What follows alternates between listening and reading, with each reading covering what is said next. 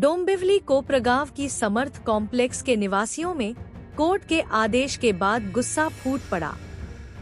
हजारों लोग हाथों में पेट्रोल की बोतलें लेकर सड़कों पर उतर आए और आत्मदाह की चेतावनी दी।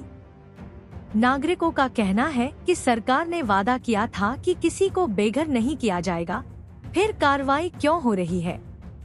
प्रदर्शनकारियों का सवाल है कि जब सरकार ने लाइट बिल, टैक्स, पानी बिल और यहां तक कि प्रधानमंत्री आवास योजना का लाभ भी दिया, तो इमारत को अब अवैध कैसे ठहराया जा रहा है। लोग न्याय की मांग कर रहे हैं, वरना आत्महत्या के अलावा कोई चारा नहीं बताए हैं। आता हे घर वाचवण्यासाठी आम्हाला काहीही करावं लागेल, कोणताही थळावर जावं लागेल, ते आता आम्ही करायला तयार आहे।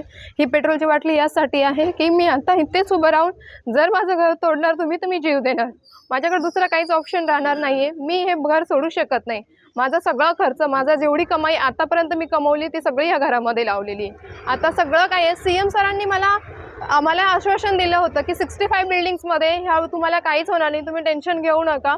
आता ही 65 बिल्डिंगची कारवाई अजून चालू आहे, काही झालेलं नाही। तर केडीएमसी वाली कशी येऊन नोटीस लावून जाते, आम्हाला दररोज आम्हाला मानसिक त्रास खूप होतोय। आता आम्ही मानसिकली मेंटली पूर्णपणे आता डिस्ट्रॉय झालेले। आता आमच्यामध्ये एवढी हिंमत नाही राहिली आहे की आम्हाला कुणाशीच घेणं नाहीये, ना गव्हर्नमेंटशी, ना बिल्डरशी, ना जमीनदाराशी।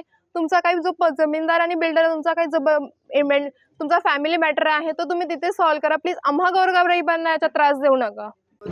माझं नाव दर्शनी दिलीप पानकर आहे। आज निषेधाची बॅनरने हातात पेट्रोल, निषेधाची बॅनर म्हणजे आमची कमाई एवढी पूर्णपणे कायदेशीरनुसार आम्ही जर ते घरासाठी लावलेली आहे आणि तेच घर पणाला लागलेलं आहे, तर ते घर आता आमच्या आयुष्याचा आता हा 36 वर्षाचा टप्पा आहे। याच्या पुढे आम्ही अजून कुठलं दुसरं घर खरेदी नाही करू शकत।